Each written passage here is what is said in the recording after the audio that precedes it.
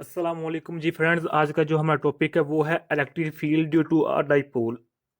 इसमें इंशाल्लाह रहमान इस वीडियो में हम देखेंगे कि जो इलेक्ट्रिक फील्ड होता है डाइपोल की वजह से वो क्या होता है। ओके, तो इसकी जो हमारे पास लास्ट वीडियो थी टी के जो हमारे पास लेक्चर नंबर 7 है, ये हमारे पास लेक्चर नंबर 8 है। ईएमटी का इलेक्ट्रिसिटी एंड मैग्नेटिज्म का लेक्चर नंबर 8 है। लेक्चर नंबर 7 में हमने जो इंट्रोडक्शन था इलेक्ट्रिक डाइपोल क्या होता है और डाइपोल मोमेंट क्या होता है उसके बारे में हमने डिस्कस कर लिया था। ये देखिएगा कि हमारे पास ईएमटी यानी कि इलेक्ट्रिसिटी मैग्नेटिज्म के ये लेक्चर्स हैं। फर्स्ट लेक्चर ये है, सेकंड है, थर्ड हमारे पास फोर्थ है और फिफ्थ हमारे पास सिक्स है, ये सेवन्थ है, ये हमारे पास 8 लेक्चर है। आज हम इस पर बात करने लगे हैं लेक्चर नंबर 8 पर।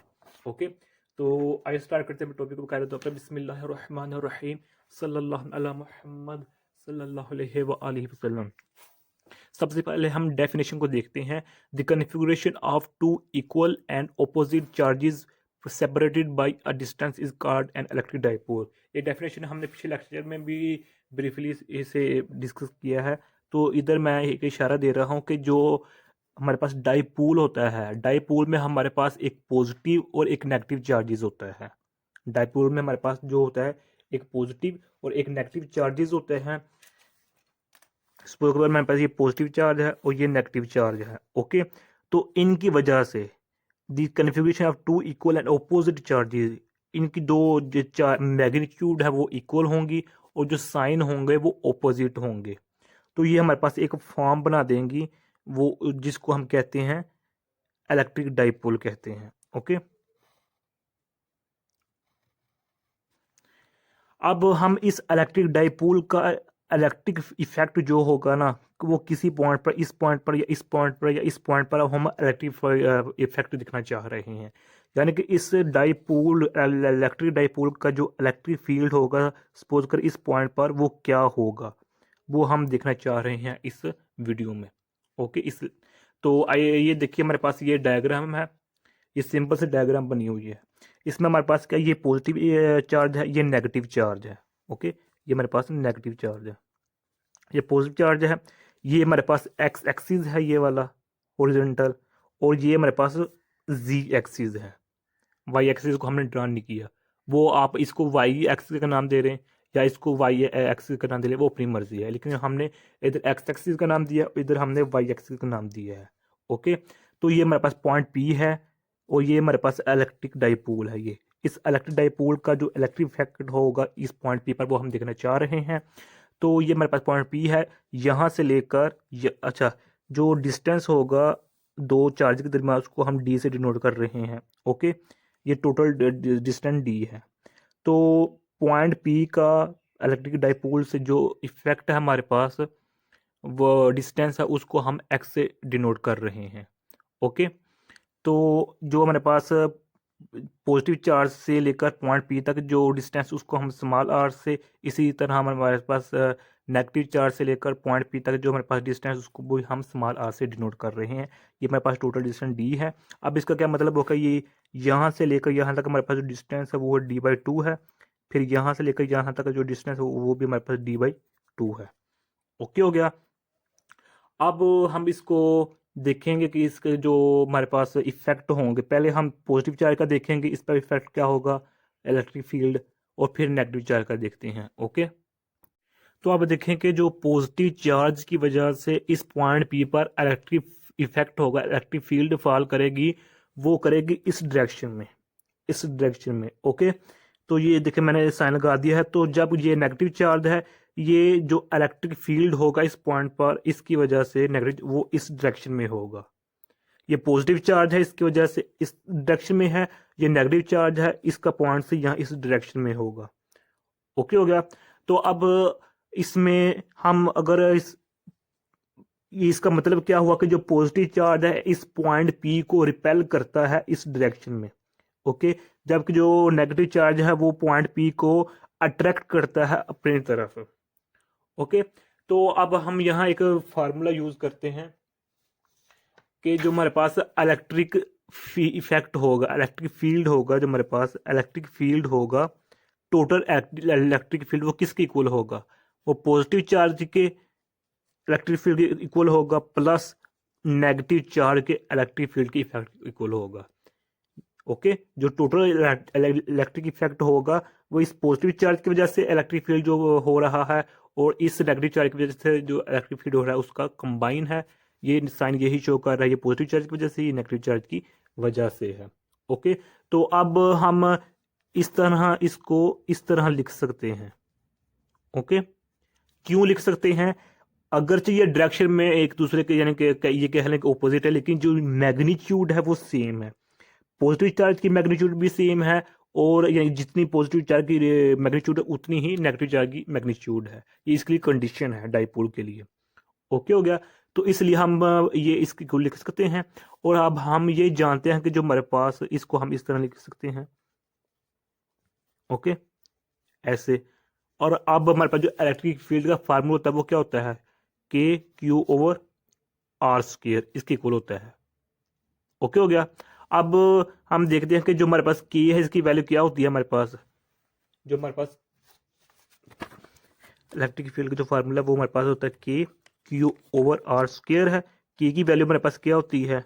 1/पाई एप्सिलॉन नॉट ई। और हमारे पास क्यू है, हमारे पास क्यू वैसे का वैसे ही है रहेगा हमारे पास। और आर है, आर किसकी इक्वल है? ये देखिए हमारे पास आर है, ये हमारे पास क्या है? हाइपोटेनियस। हाइपोटेनियस हम किस तरह निकालते हैं कि जो हमारे पास हाइपोटेनियस होता है, हाइपोटेनियस का square is equal to base का स्क्वायर प्लस परपेंडिकुलर का स्क्वायर। ओके, तो इसमें हाइपोटेनियस हमारे पास क्या है? आर का स्क्वायर है, बेस क्या है हमारे पास? एक्स का स्क्वायर प्लस हमारे पास परपेंडिकुलर क्या है? d/2 है। d/2 किसके लिए है?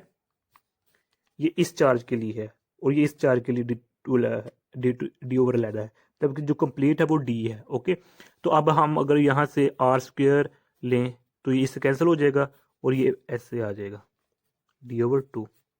ओके हो गया, तो हमारे पास आर बन गया x square plus d/2 square under root. Okay, ये हमारे पास आर की वैल्यू आ गई है। तो अब हम इसको आर की वैल्यू इधर पुट कर देते हैं।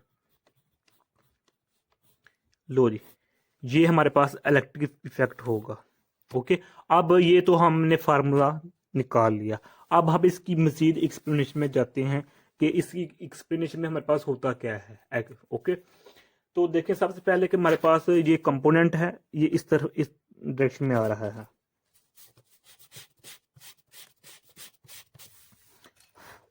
इस डायरेक्शन में आ रहा है, तो इसका जो कंपोनेंट है ये आगे चला जाएगा इस डायरेक्शन में। ओके, इस डायरेक्शन में चला जाएगा।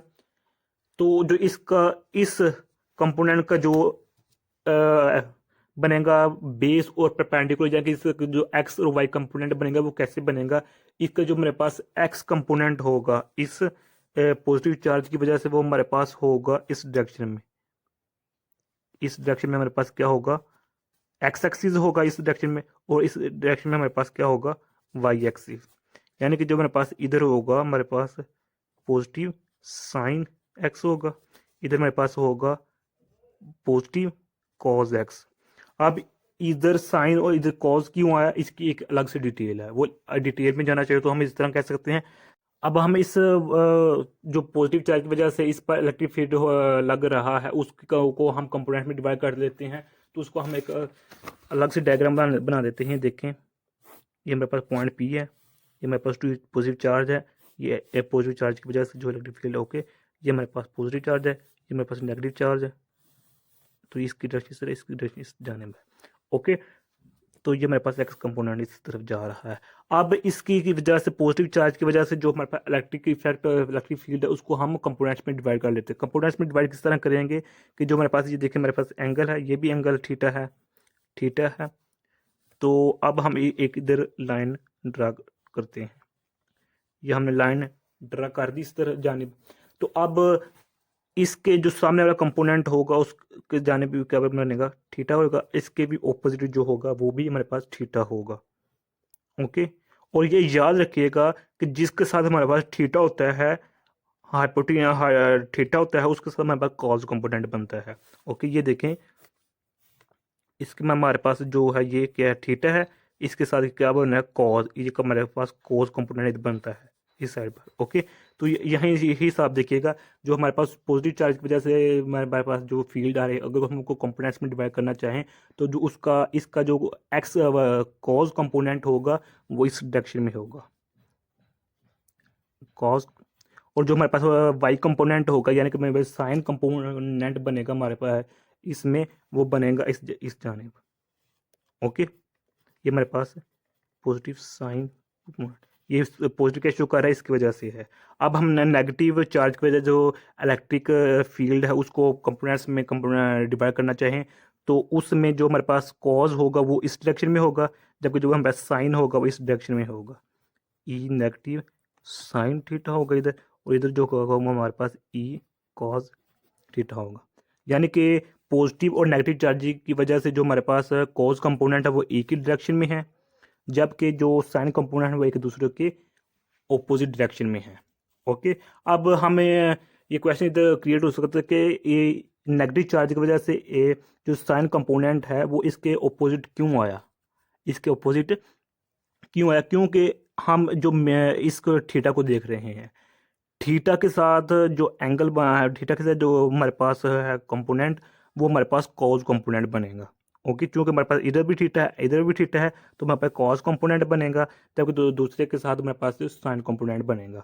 और ये पॉजिटिव चार्ज की वजह से इस जानिब डायरेक्शन में होगी, और ये नेगेटिव चार्ज की वजह से इसकी डायरेक्शन जो इस जानिब होगी। ओके हो गया। तो जो हम जानते हैं कि जो हमारे पास मैग्नीट्यूड हैं इनके वो सेम होता है, लेकिन यहाँ अपोजिट डायरेक्शन अपोजिट है, ये एक दूसरे को कैंसिल कर देंगे, तो हमारे पास जो कॉज होगा वो बन जाएगा 2 cos theta, 2 e cos theta. Okay, तो ये नेगेटिव ये प्लस है, ये मैंने पहले आप लोगों से अर्ज कर दिया कि हमारे पास पॉजिटिव और नेगेटिव इक्वल होते हैं दूसरे के। ओके, मैग्नीट्यूड में तो डायरेक्शन भी सेम है, इसलिए तो हमारे पास हम लिख सकते हैं 2 e cos थीटा लिख सकते हैं। ओके हो गया। तो अब अगर हम इसकी डिटेल में जाते हैं, जो इसकी डेरिवेशन है वो इस तरह है कि जो हमारे पास देखिए जो टोटल इलेक्ट्रिक फील्ड है इस पॉइंट पी पर टोटल है वो इक्वल किसके है, ये प्लस के और नेगेटिव के। अब प्लस के कॉज कंपोनेंट साइन कंपोनेंट है, इसलिए सिमिलरली इसका कम कॉज साइन कंपोनेंट है, इधर प्लस है इधर नेगेटिव है। नेगेटिव क्यों है, क्योंकि हमारे पास जो डायरेक्शन है वो ऑपोजिट आई है इसकी वजह से, नेगेटिव चार्ज की वजह से। ओके, तो इसलिए हमने इधर नेगेटिव चार्ज लिखा है। तो अब इसको क्या हम ओपन कर देंगे तो हमारे पास जी एक दूसरे कैंसिल हो जाएगा, तो ये आपस में ऐड अप होकर हमारे पास 2 e cos थीटा बन जाएगा। अब हम जानते हैं कि ई की वैल्यू क्या है, इसकी इक्वल है ये है। और अब कॉज की वैल्यू निकालना चाहें तो कॉज हमारे पास होता है d/2 x square plus d/2 square, इसको अंडर रूट फुल का अंडर रूट ले लेते हैं।